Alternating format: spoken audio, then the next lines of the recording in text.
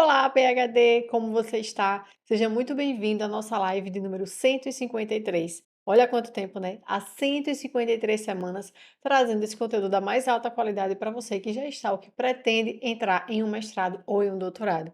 E o nosso objetivo na live de hoje é fornecer um conteúdo prático, dicas práticas e técnicas para melhorar a sua escrita aí da sua dissertação ou tese. Então assista até o final.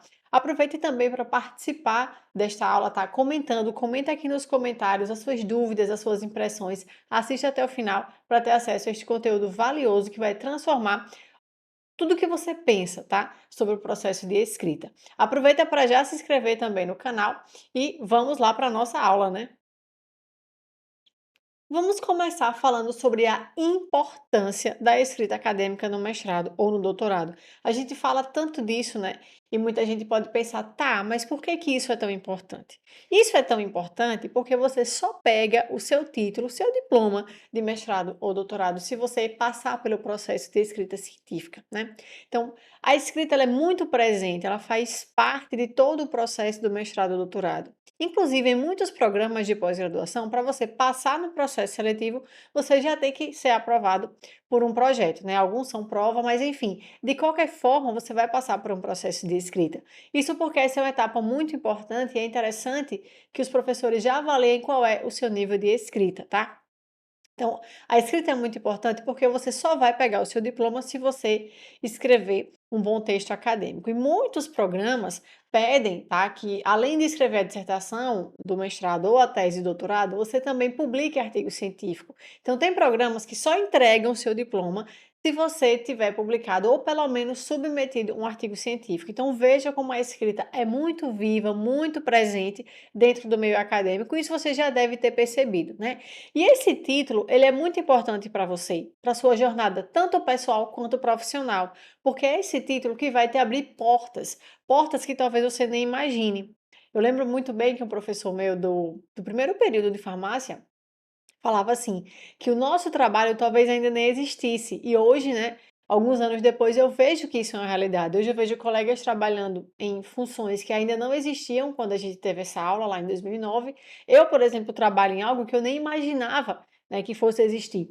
Então, isso é muito importante. Então, um título, né, um diploma, ele abre portas que a gente nem imagina. Então, é importante que você faça a coisa certa para que você consiga ter êxito aí na sua jornada e consiga conquistar o seu tão sonhado diploma, que vai te abrir portas. Só que nesse meio do caminho são muitos os desafios que são enfrentados por você, eu também enfrentei, todos os seus colegas de pós-graduação também estão enfrentando estes mesmos desafios. E eu considero aqui que são três os mais importantes desses desafios. O primeiro deles é não ter clareza do processo. Então, eu corrijo muitos trabalhos aqui na mentoria, acompanho muitos alunos, já acompanhei dezenas de alunos, se for somar centenas de alunos, tá? E uma coisa que eu sempre observo é que nem todo mundo tem clareza do processo. E a chave para você conseguir escrever bem é você ter uma visão do todo, você entender como todo o processo da pós-graduação funciona para você transpor isso no seu texto. É o que eu costumo dizer que você precisa transpor pensamentos, né, ações em palavras, tá? Então escrever uma dissertação, uma tese é muito sobre isso, sobre você transformar o que você pensa, você transformar o que você fez, como você coletou dado em palavras, palavras que o leitor entenda. E você tem diversos tipos de leitores. Tem aquele leitor que ainda não entende da área, né, do assunto, tem aquele leitor que é um expert, que pode ser um membro da banca, tem o seu orientador que também é bastante rigoroso. Então, são vários os tipos de leitores que você tem que agradar, né? Então, você tem que agradar através de uma escrita clara, certo? Outro problema, né, o segundo problema é não saber como estruturar a dissertação ou tese. E isso é difícil mesmo. Eu me lembro que eu fiquei 2 semanas para conseguir estruturar a tese, né, a minha tese de doutorado, que foi vencedora do prêmio CAPES de tese. E eu considero que um dos critérios para que essa tese tenha sido premiada é justamente pelo esmero, tá, que eu tive para estruturar essa tese. Então eu pesquisei muito uma forma de como eu iria transpor as minhas ações, os meus pensamentos em palavras de uma forma que ficasse clara, e não é só sobre escrever, é sobre como você estrutura essa escrita para ficar claro para o leitor, tá? E a terceira grande dificuldade, o terceiro grande desafio é não saber o que escrever e como escrever, tá? Então, por isso que eu estou te dando aqui de presente, né, essa aula incrível para que você tenha finalmente essas habilidades que você precisa para conseguir escrever bem. E eu considero que são 5 as habilidades que você precisa ter para conseguir escrever bem, tá? A primeira delas é a clareza e a concisão. Muita gente vai escrever e se enrola demais para escrever. Escreve e depois vai no próximo parágrafo, diz a mesma coisa, ou então escreve 2 linhas que não querem dizer nada. Hoje mesmo eu estava lendo um trabalho e logo no resumo, nas 2 primeiras linhas do resumo, uma parte que é super importante, né, para prender a atenção do leitor, eram 2 linhas que não falava nada com nada. Então você precisa ser claro e assertivo na sua escrita, certo? Então é importante que você seja direto, tá? Evite ambiguidades, certo? Por exemplo, eu tenho uma aluna aqui da mentoria que ela escreve de uma forma muito concisa. E ela até disse: Paula, o que que você acha da minha qualificação? Ela já qualificou e veio para a mentoria para eu ajudar ela até a defesa. E ela falou assim: o que que você acha, né? Eu já li o trabalho dela e eu falei: olha, eu achei muito bom. Ela, mas não tem poucas páginas. Então, uma coisa que eu vejo é que as pessoas se preocupam muito com o número de páginas, quando na verdade o que importa é a qualidade. E eu falei para ela: tudo bem, tem poucas páginas, mas o conteúdo está ótimo. Você escreve muito bem, frases curtas, claras e direto ao ponto. Então, ela consegue, de uma forma muito satisfatória, colocar as palavras dela, transmitir a mensagem dela de uma forma clara e concisa, como deve ser, tá? Então, é importante que a gente evite essas ambiguidades, porque quanto mais você se explica, mais confuso fica, certo? A outra habilidade é a coesão e coerência. Isso aqui é um ponto muito importante, tá? Vem lá da nossa base de português, que a gente nem tem tão boa assim, né? E falar uma coisa ou outra errada, tudo bem, até a própria língua portuguesa aceita isso, tá? É a nossa linguagem coloquial e informal, tudo bem. Agora, na hora de escrever, principalmente um texto acadêmico, a gente tem que ser assertivo. E para ser assertivo, você precisa trabalhar o seu texto com coesão. O que é a coesão? É você usar elementos que vão costurar o seu texto de forma a deixar aquela leitura muito fluida, tá? Logo, os conectivos, eles podem ser palavras ou expressões. Por exemplo, mas, ou quando eu usei aqui o termo, né? Por exemplo, veja que quando eu digo por exemplo, eu estou ligando a frase anterior à frase que eu vou trazer logo após, tá? Então, os conectivos são isso, são esses elos de ligação, tá? Então, existem vários. E normalmente, quando a gente pega a prática na escrita, a gente já toma alguns conectivos para chamar de nossos. Eu lembro que na época da escrita da dissertação, da tese, eu tinha, né, um monte de post-it na parede com conectivos. Então, quando a gente vai escrever, a gente lê muito, né? Lê muitos artigos, muitas dissertações, muitas teses. E quando eu via conectivos interessantes, eu anotava. Às vezes eu via em inglês, mas eu traduzia, achava legal e anotava, para que eu tivesse ali um banco de conectivos para usar na hora da escrita, para na hora que eu estivesse escrevendo, eu não travasse procurando, ai meu Deus, mas que palavra eu uso agora? Não, eu ia lá no meu post-it, olhava lá, pegava uma palavra, usava e já seguia, tá? Então isso é muito importante. Me diz aí nos comentários, você já tem um banco de palavrinhas, de expressões que você usa?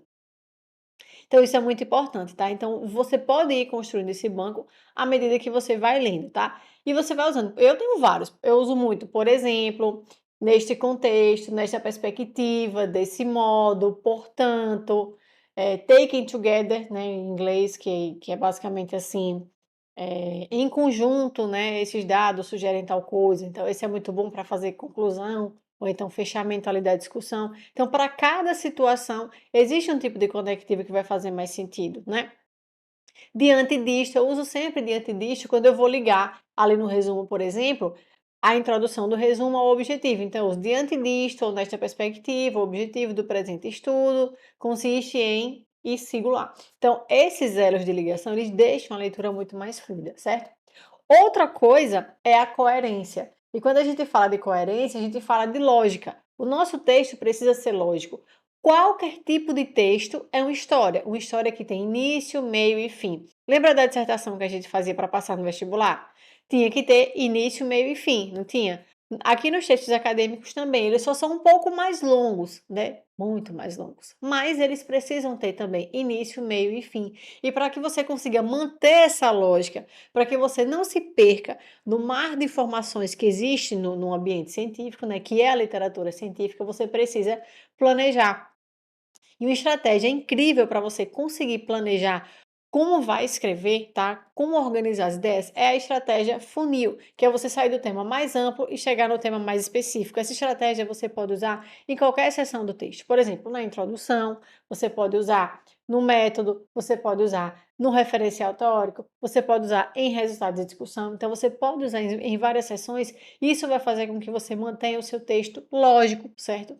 Você vai conseguir planejar esse texto de uma forma muito melhor. E você vai ter muito mais sucesso ainda quando você conseguir ter uma noção do todo. Então, qual é o todo do seu trabalho? A gente precisa ficar um pouco fora da caixa, tá? Olhar um pouco de cima assim para o seu texto, onde é o início, onde é o meio, onde é o fim do meu trabalho. E você consegue ver isso de uma forma muito clara quando você já tem os resultados, por exemplo, tá? Então, quando você tem os resultados, você sabe qual é o principal desfecho do seu trabalho, ou seja, qual é a principal resposta que a sua pesquisa traz. E daí você consegue delinear uma história muito mais bem contada, porque você consegue ver o início, que é o problema, você consegue ver um meio, que é o método, é o desenrolar de como você fez a pesquisa, e você consegue chegar no fim, né, que é a resposta que a sua pesquisa traz, certo? Então, isso é muito importante. A terceira habilidade que você precisa adquirir é usar de forma adequada o vocabulário acadêmico e terminologias específicas. Mas use isso aqui na medida, certo? Por que que eu falo na medida? Porque às vezes a pessoa vai escrever, abre um dicionário e vai procurar ali os sinônimos que são mais difíceis, as palavras mais rebuscadas. E escrever bem não é sobre escrever de forma mais prolixa, mais repetitiva ou mais complexa possível. Não. Escrever bem é você escrever de uma forma clara, de uma forma fluida, de uma forma coerente, ou seja, de uma forma lógica, tá? Então, use os termos técnicos na medida. Então, existe uma seção, por exemplo, que é a seção de métodos, onde a gente vai precisar usar muito termo técnico. Por exemplo, foi utilizado o equipamento tal, da marca tal, adquirido da empresa tal, muito técnico, né? Mas existem outros momentos, por exemplo, o referencial teórico, nem sempre você precisa ser tão técnico, né? Então, seja técnico na medida, na hora que precisar. E um exemplo que eu uso sempre aqui, que é muito fácil, porque aqui eu falo para todas as áreas de conhecimento, né? Então, eu falo porque esse é um termo muito fácil, que é o seguinte, edema. Edema significa inchaço, certo? Todo mundo sabe o que é inchaço, né? Então, uma pessoa da área da saúde ou de qualquer área que vai escrever um texto acadêmico não deve escrever as pernas estão inchadas, deve escrever as pernas estão edemaciadas. Por quê? Porque esse é um termo técnico. Mas isso não quer dizer que eu preciso escrever palavras difíceis o texto inteiro. Não, vão existir momentos para isso. Por exemplo, chegou no método que eu preciso falar que o paciente estava com a perna edemaciada, eu não vou dizer que ele estava com a perna inchada, percebe? Então, é uma forma pontual. É a hora que eu vou dizer que usei equipamento X, é a hora que eu vou dizer que usei a técnica Y, tá? Então, são momentos específicos. Então, use os termos técnicos na medida. A quarta habilidade que você precisa adquirir é entender a importância da etapa de revisão e edição do seu texto. Então, o processo de escrita, ele é um processo mesmo, cientificamente chamado de processo.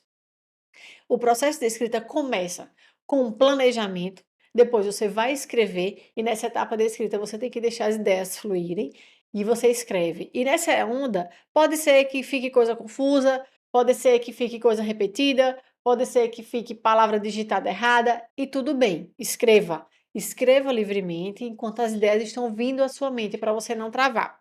Depois que escreve, você vai para a etapa final, que é a etapa de revisão e edição. Então, você vai revisar tudo que escreveu, para ver se está fazendo sentido. Então, quando eu escrevo, eu costumo revisar ao final de cada parágrafo, depois ao final de cada sessão. Então, eu já vou escrevendo e revisando, e no final eu ainda passo um pente fino, tá? Ou você pode escrever direto e revisa só no final, mas eu recomendo que vá revisando na medida do possível, né? Para que você vá vendo se já tem ali uma linha lógica. E para isso você precisa primeiro planejar, fazer ali um esqueleto do que você vai escrever, certo?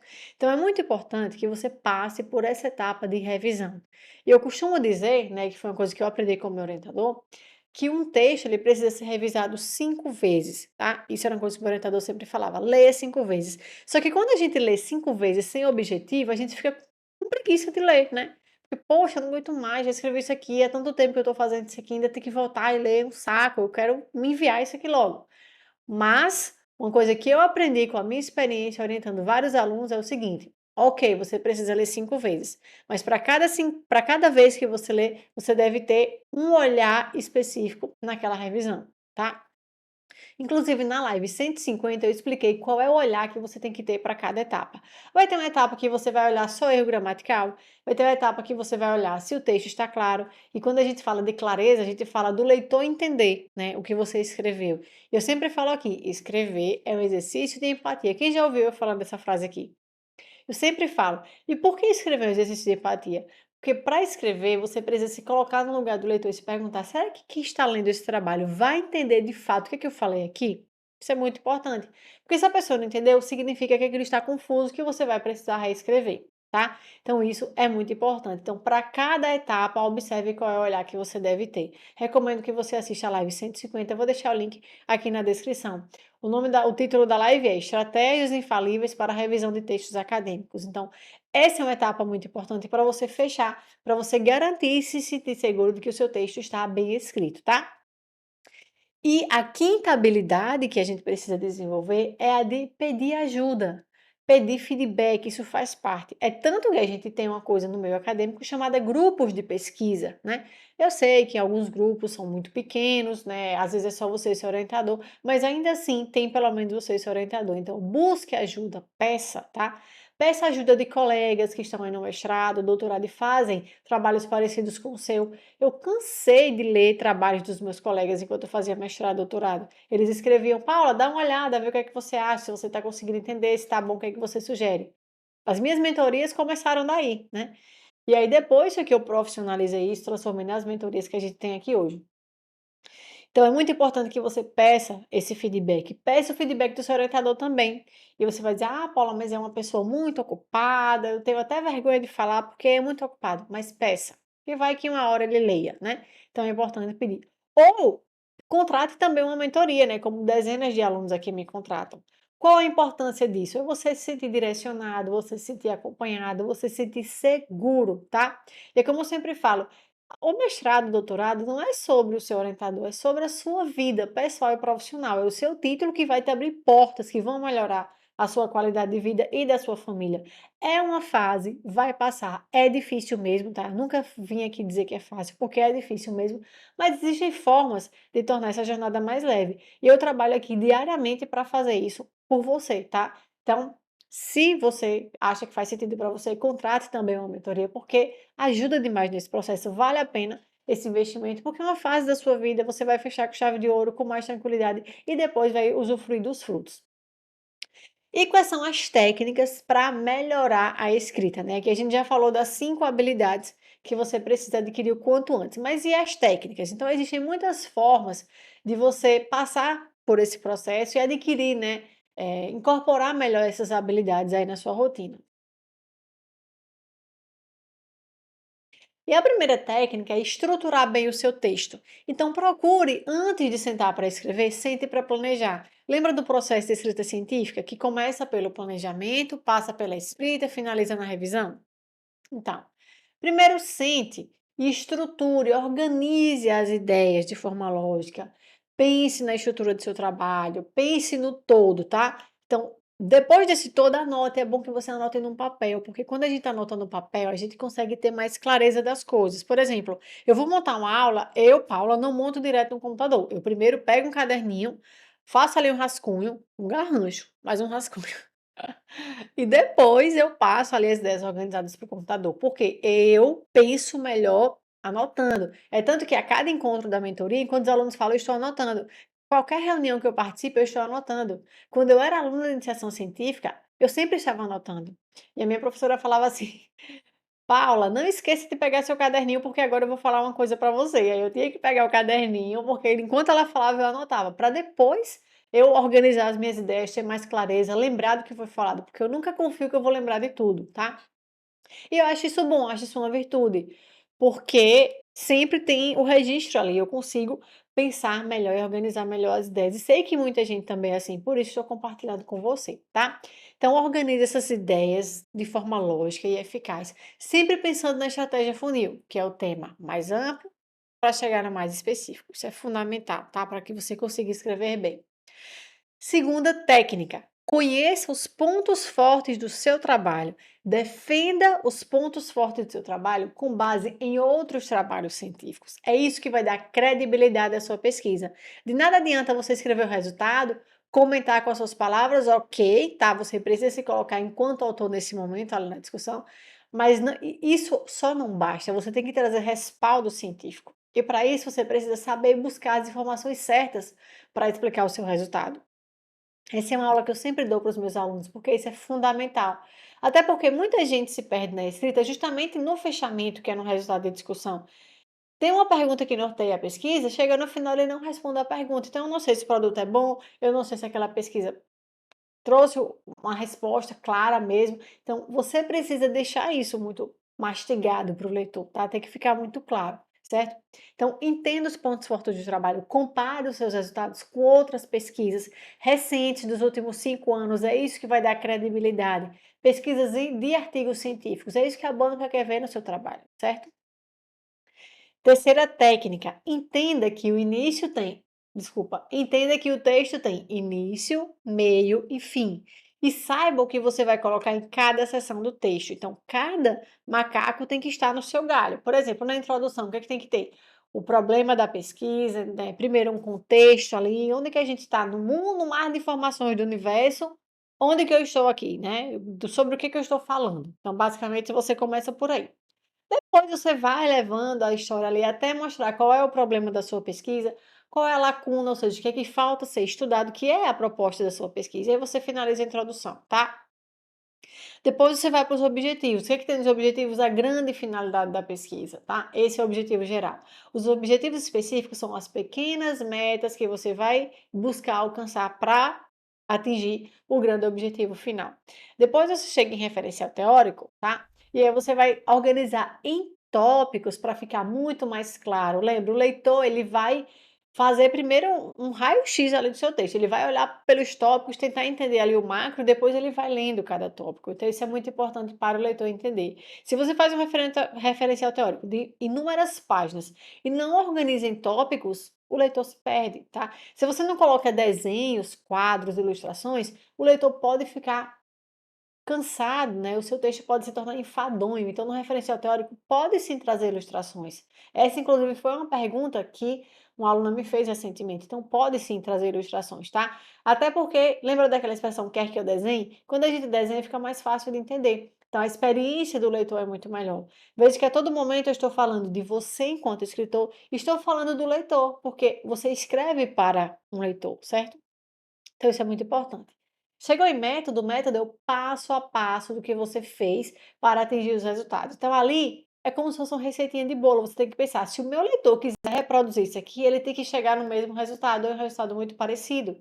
Então tem que ter detalhe, tá? Que é para o leitor saber como fazer. Beleza? Chegou em resultado de discussão, você tem que trazer a resposta que cada método trouxe, você tem que mostrar que resultado é esse, o que é que ele significa. Agora é a hora de você se colocar enquanto autor no texto, escreva com suas palavras. Mas não pare por aí, traga trabalhos dos últimos 5 anos, publicados em artigos científicos, para dar esse respaldo científico para o seu trabalho. Finalize o resultado de discussão com um parágrafo que responda de forma muito clara qual é a resposta à sua pergunta de pesquisa, que é para o leitor entender que a sua pesquisa ela tem início, meio e fim. Toda pesquisa tem limitações, mostre quais são as limitações da sua pesquisa, mas não no sentido de diminuir a qualidade do trabalho, no sentido de mostrar como essas limitações abrem possibilidades para futuras pesquisas, tá?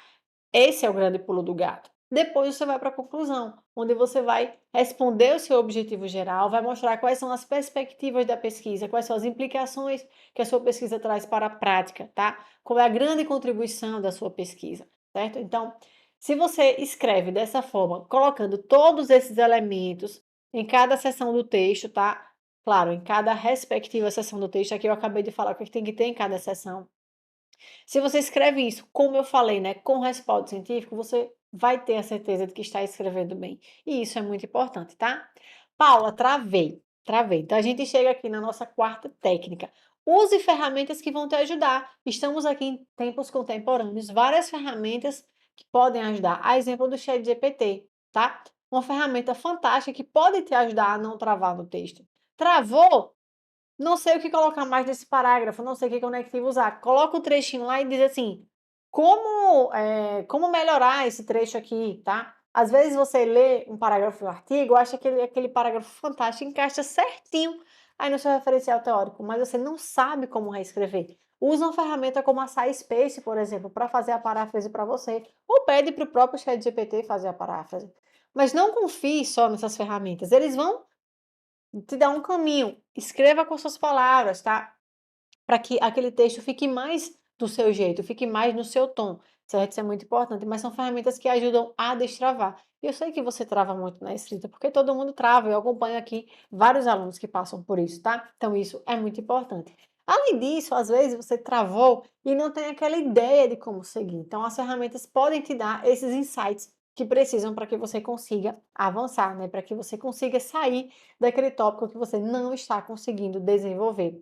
Ou use também ferramentas como a Consensus, que parece um Google, tá? Mas você faz a pergunta, ele te responde com artigo científico. Então, ele dá a resposta ali, ele te dá o artigo na íntegra para você olhar, tá? Então, é uma ferramenta fantástica que eu uso muito em paralelo às buscas que eu faço das bases de dados. Então, eu uso, por exemplo, muito PubMed, Web of Science, Scopus, mas uso muito também a Consensus. Por quê? Porque eu faço a pergunta e a consciência ela vai transformar a minha pergunta do jeitinho simplório que eu fiz em uma estratégia de busca perfeita e abrangente que vai trazer todos os artigos que trazem aquela resposta. E ele ainda mostra se os artigos têm um alto valor de impacto, se é uma revista rigorosa, se é um artigo muito citado.